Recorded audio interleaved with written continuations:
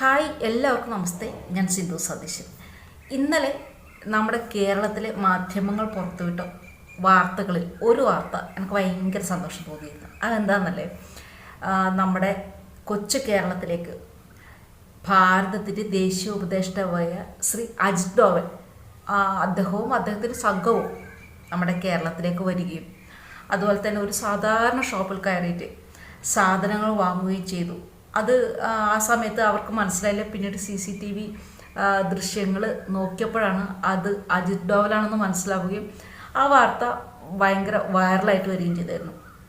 സത്യത്തിൽ ഒരുപാട് സന്തോഷം തോന്നി. നമ്മളെ ദേശീയ ഉപദേഷ്ടാവ് അജിത് ഡോവലൊക്കെ സാധാരണ ഒരു ഷോപ്പിൽ കയറുക, അത് നിന്നിട്ട് സാധനം മേടിക്കുക എന്നൊക്കെ പറയുമ്പോൾ പിന്നെ നമ്മൾ ഒരു എന്താ പറയുക, ഒരു പെട്ടെന്നൊരു ഉൾക്കൊള്ളാൻ പറ്റാത്തൊരു സംഭവമാണ് അല്ലേ. അങ്ങനെ അജിത് ഡോവൽ വന്നതും ഒരു കടയിൽ കയറിയിട്ട് സാധാരണക്കാരനെ പോലെ ഒരു സാധനം വാങ്ങുന്നൊക്കെ പറയുമ്പോൾ അദ്ദേഹം ശരിക്കും നമ്മളിൽ ഒരാളായിട്ടാണ് എനിക്ക് തോന്നിയത്. അദ്ദേഹത്തിനെ സംബന്ധിച്ചിടത്തോളം ഇതൊന്നും അത്ര വലിയ കാര്യമല്ല. അദ്ദേഹം പാകിസ്ഥാനിൽ പോവുകയും എത്രയോ വർഷങ്ങൾ പാകിസ്ഥാനിൽ ജീവിക്കുകയും പാകിസ്ഥാനിൽ പല ജോലികൾ ചെയ്ത് പാകിസ്ഥാനിലത്തെ വ്യക്തികളിൽ ജനങ്ങളിൽ ഒരാളായിട്ട് ജീവിക്കുകയും ചെയ്ത ഒരാളാണ്. ഒരു മഹത് വ്യക്തിയാണ്. അപ്പോൾ അദ്ദേഹത്തിന് കേരളത്തിൽ വന്നിട്ട് ഒരു കടയിൽ വന്നിട്ട് എന്തെങ്കിലും ഒരു സാധനം മേടിക്കുക എന്ന് പറയുന്നത് വലിയ കാര്യമാണോ? അല്ല. സത്യത്തിൽ അജിത് ഡോവൽ വന്നത് എന്തിനാന്ന് എല്ലാവർക്കും ഇതിനോടൊക്കെ മനസ്സിലായിട്ടുണ്ടാവും. തുടർച്ചയായി നമ്മുടെ ഭാരതത്തിൽ നിന്ന് വിക്ഷേപിച്ച റോക്കറ്റ് പരാജയപ്പെട്ടുകൊണ്ടിരിക്കുകയാണ്, PSLV. അപ്പോൾ അതിൻ്റെ പരാജയ കാരണം എന്താണ് എന്ന് അന്വേഷിക്കാൻ വേണ്ടി അതിരഹസ്യമായിട്ടാണ് അദ്ദേഹം കേരളത്തിലേക്ക് വരികയും ഈ പരാജയത്തിൻ്റെ കാരണങ്ങൾ അന്വേഷിക്കുകയും ചെയ്തിട്ടുള്ളത്. ശ്രീ നരേന്ദ്രമോദിയുടെ പ്രത്യേക നിർദ്ദേശാനുസരണമാണത്രേ അദ്ദേഹം കേരളത്തിലേക്ക് വന്നത്. ഈ PSLVയുടെ തുടർച്ചയായ പരാജയം എന്തെങ്കിലും അട്ടിമറിയുടെ ഭാഗമാണോ, ഇതിൻ്റെ പിറകിൽ ആരെങ്കിലും ഉണ്ടോ, രാജ്യദ്രോഹികളുടെ കയ്യൊപ്പുണ്ടോ എന്നൊക്കെ അന്വേഷിക്കാനാണ് അദ്ദേഹം കേരളത്തിലേക്ക് വന്നത്.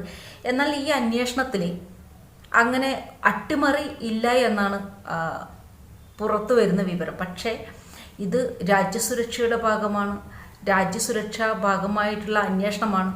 അതുകൊണ്ട് തന്നെ പരസ്യമായിട്ട് ഒരു അന്വേഷണ റിപ്പോർട്ട് പുറത്തു വിടുന്ന നമ്മളാരും വിശ്വസിക്കുന്നില്ല അല്ലേ. അത് രഹസ്യമായിരിക്കും. സാധാരണ രീതിയിൽ ഇങ്ങനെ എന്തെങ്കിലും ഒരു പരാജയം ഉണ്ടായാൽ, അതായത് റോക്കറ്റ് വിക്ഷേപണത്തിൽ എന്തെങ്കിലും പരാജയം ഉണ്ടായാൽ അത് അവർ തന്നെ അന്വേഷിക്കുകയും അതിൻ്റെ കാരണങ്ങൾ കണ്ടെത്തുകയും അതിൻ്റെ പരിഹാരം അവർ തന്നെ നടത്തുകയും ചെയ്യും.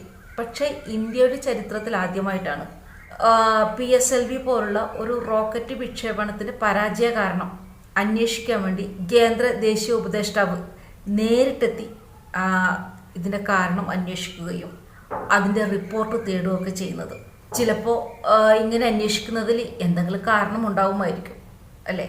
ജനുവരി 12 ശ്രീഹരിക്കോട്ടയിൽ നിന്നും വിക്ഷേപിച്ച PSLV-C-62 ദൗത്യ വിക്ഷേപണ പാതയിൽ നിന്നും വ്യതിചലിച്ചു.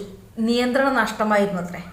ഇങ്ങനെ സംഭവിക്കുന്നത് തുടർച്ചയായിട്ട് ഇത് 2ാം തവണയാണ് ISROയുടെ PSLV ദൗത്യം പരാജയപ്പെടുന്നത്. PSLVയിൽ വിദേശ രാജ്യങ്ങളുടെ ഉപഗ്രഹങ്ങളടക്കം റോക്കറ്റിലുണ്ടായിരുന്നത്രേ. 2025 മെയ് 18 വിക്ഷേപിച്ച PSLV-C-61 2025 മെയ് 18 വിക്ഷേപിച്ച ദൗത്യവും പരാജയപ്പെട്ടു പോയിരുന്നു. ഈ 2 പരാജയങ്ങളുടെ കാരണവും എന്താണ് എന്ന് അന്വേഷിക്കാൻ വേണ്ടിയിട്ടാണ് ശ്രീ അജിത് ഡോവൽ നമ്മുടെ കേരളത്തിലേക്ക് വന്നത്.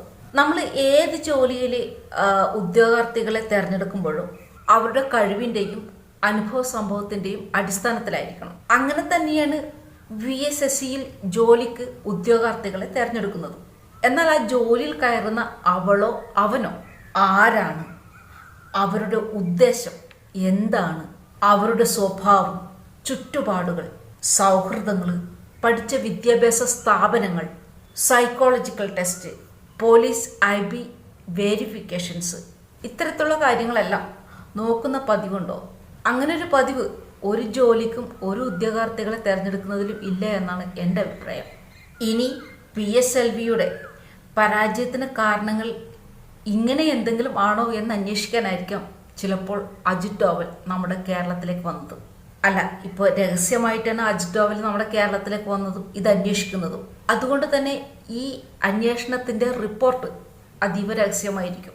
അതിൻ്റെ പരിഹാരവും അങ്ങനെ തന്നെയായിരിക്കും. ശരിക്കും രാജ്യസുരക്ഷയെ ബാധിക്കുന്ന ഒരു കാര്യം രഹസ്യമായി അന്വേഷിക്കുമ്പോൾ അതിൻ്റെ വിശദാംശവും റിപ്പോർട്ടുമെല്ലാം രഹസ്യമായി സൂക്ഷിക്കുന്നത് തന്നെയാണ് ഭൂഷണം. പരസ്യമായിട്ട് മാധ്യമത്തിന് മുന്നിൽ പൊതുജനങ്ങൾക്കിടയിൽ പരസ്യമായി പറയുന്നത് ഭൂഷണമല്ല. എന്തായാലും അജിത് ഡോവൽ വന്നിട്ടുള്ള ഈ രഹസ്യമായിട്ടുള്ള അന്വേഷണത്തിൻ്റെ റിപ്പോർട്ട് കേന്ദ്രത്തിന് അയച്ചിട്ടുണ്ട് അത്രേ. രാജ്യത്തിൻ്റെ സുരക്ഷാ സ്ഥാനങ്ങളിൽ ജോലിക്ക് കയറ്റുമ്പോൾ വ്യക്തമായ പരീക്ഷണങ്ങൾക്കും നിരീക്ഷണങ്ങൾക്കും വിധേയമാക്കിയതിനു ശേഷം മാത്രം ജോലിക്ക് തിരഞ്ഞെടുക്കുകയാണെങ്കിൽ ഇത്തരത്തിലുള്ള നിരന്തരമായ പരാജയങ്ങൾ നേരിടേണ്ടി വരില്ല.